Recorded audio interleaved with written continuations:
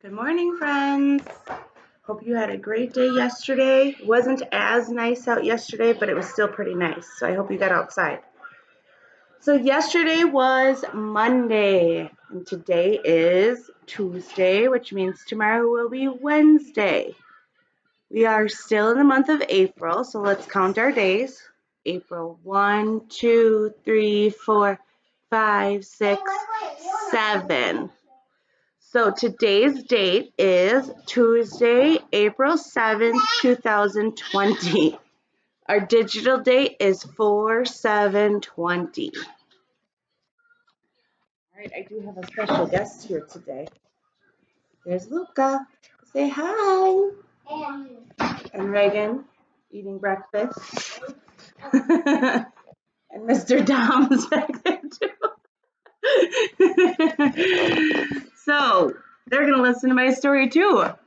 I don't know how well, like you guys, but they're going to listen. Right, Luca? All right, so this is Whoosh. This is another new book that we got from our Donors Choose project that I thought would be fun to read and see if we can do some writing from it. So this is called Whoosh by Chris Barton, illustrated by Don Tate. Now remember, the author writes the words and the illustrator draws the picture. And it says, Lonnie Johnson's super soaking stream of inventions. Ooh, I wonder what this is going to be about. Here we go. Luca, you want to watch too?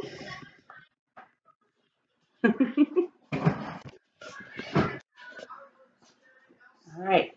Every day brought a challenge for young Lonnie Johnson. The challenge was finding space for his stuff. 6 Johnson kids were squeezed into their parents' small house in Mobile, Alabama. Lonnie would have loved a workshop of his own, but there just wasn't room. There was nowhere to keep his rocket kits. Do any of you have to share your room or space with your siblings?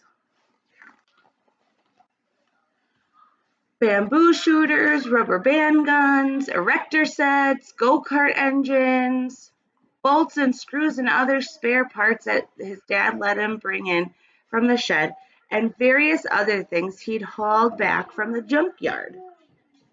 Lonnie loved building and creating ideas for inventions, just kept on flowing.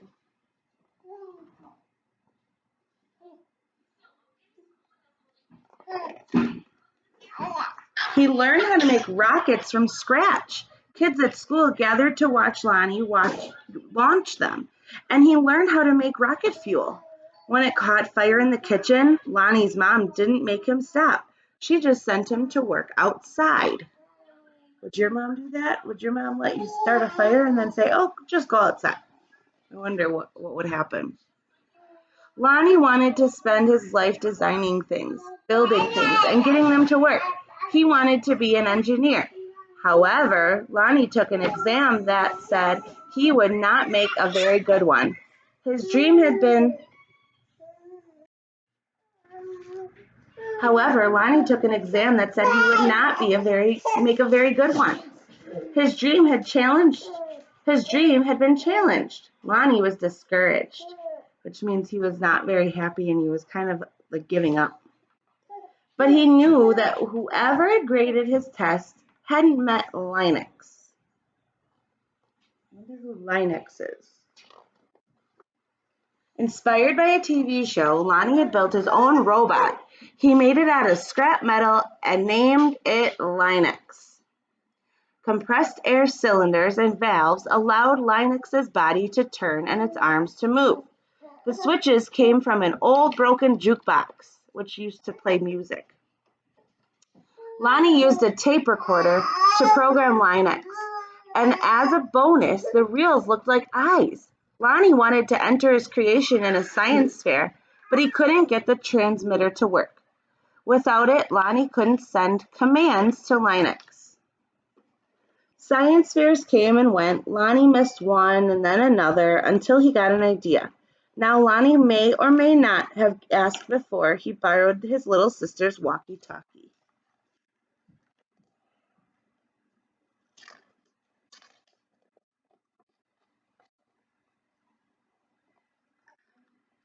But it fixed the transmission issue.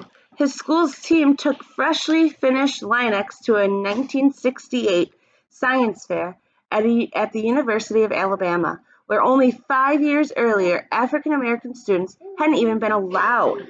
Remember we talked about that with Dr. Martin Luther King? How certain people with different color skin wasn't allowed places? Isn't that sad?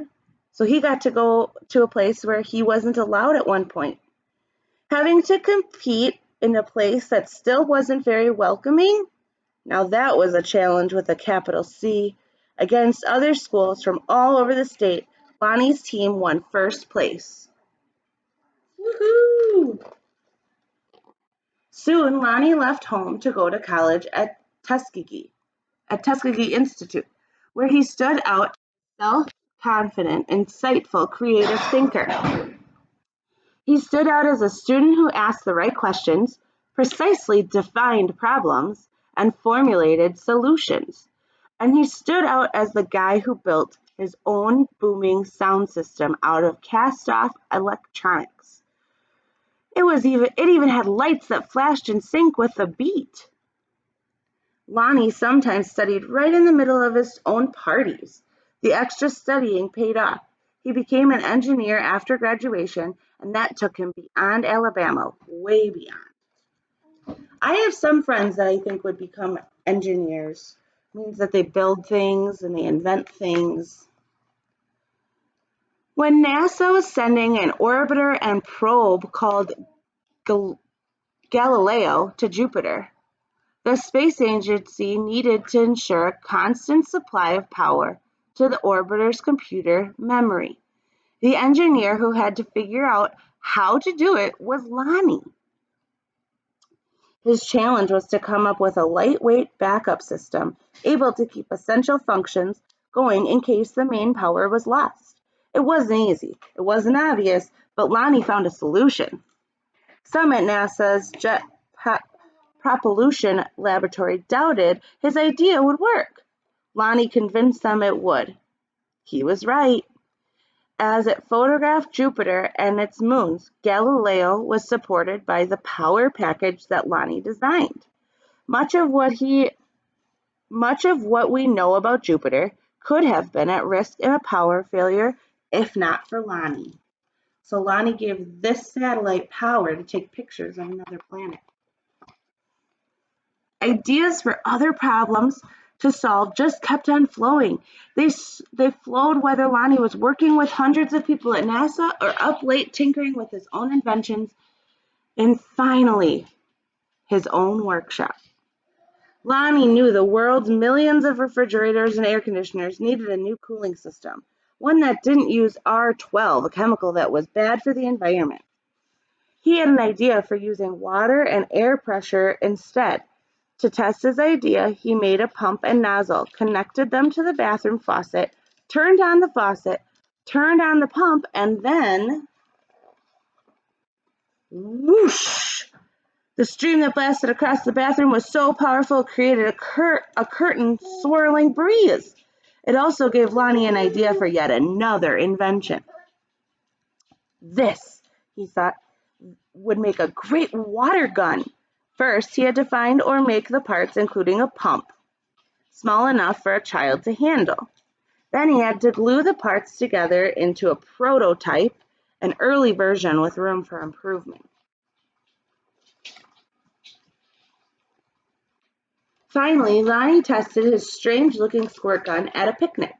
"Does it really work?" a man asked. "Sure," Lonnie said. "Want to see?" Lonnie worked the pump, which squeezed air into a chamber. When he pulled the trigger, the air escaped, forcing water out with a whoosh.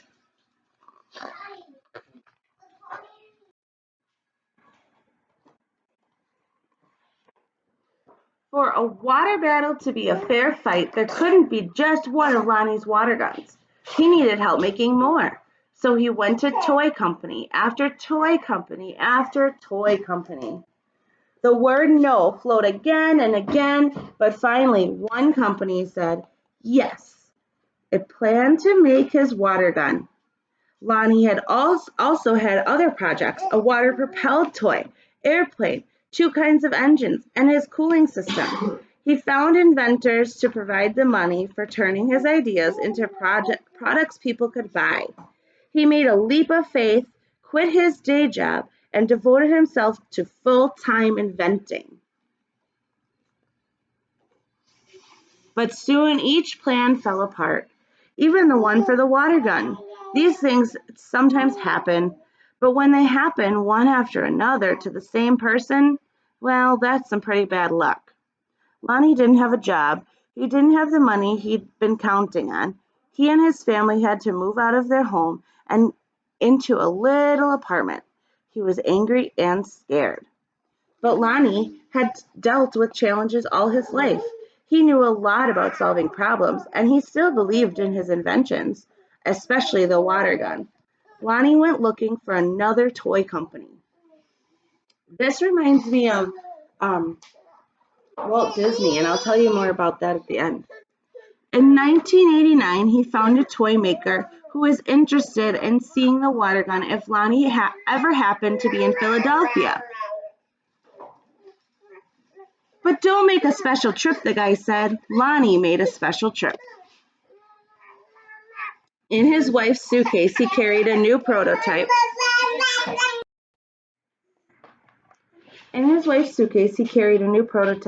He unpacked it, filled the tank with water, pumped the gun until the air pressure was good and high, and whoosh!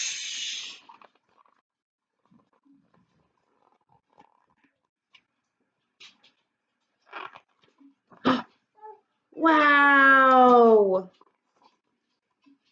Kids everywhere agreed with that. Wow, Lonnie's water gun, called the Super Soaker, became a smash hit. In no time, there were super soakers in backyards and on beaches, in parks and on playgrounds. Each sale of a super soaker put a little money into Lonnie's pocket. So what did Lonnie do? He got a bigger workshop, which is where you'll find him today, because facing challenges, solving problems, and building things are what Lonnie Johnson loves to do. And his ideas just keep on flowing.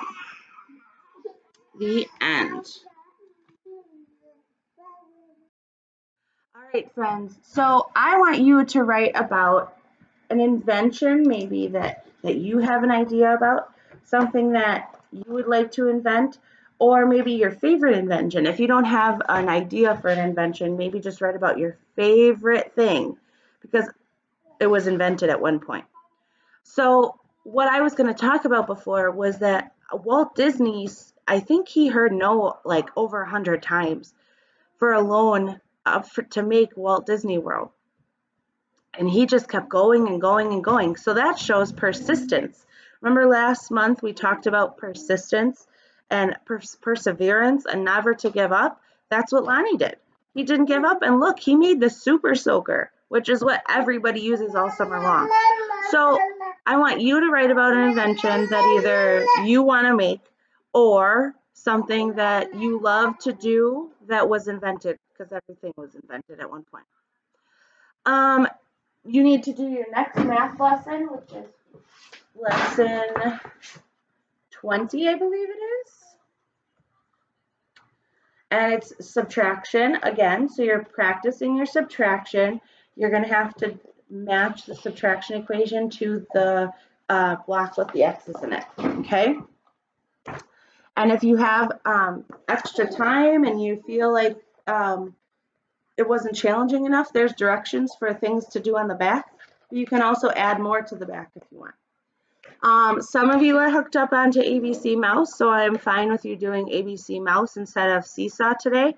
Otherwise, your 3 activities on Seesaw and 2 books on Kids or in paper. Just make sure you send me a copy. All right, friends, today is Tuesday, so we have gym, I believe, today, but you can do whatever you want to do today. Get outside. It's supposed to be beautiful outside. Hopefully the sun comes out. And yeah, we're going to have a great day. So enjoy your day. I miss you, and I'm proud of all of you. We'll see you later. Bye.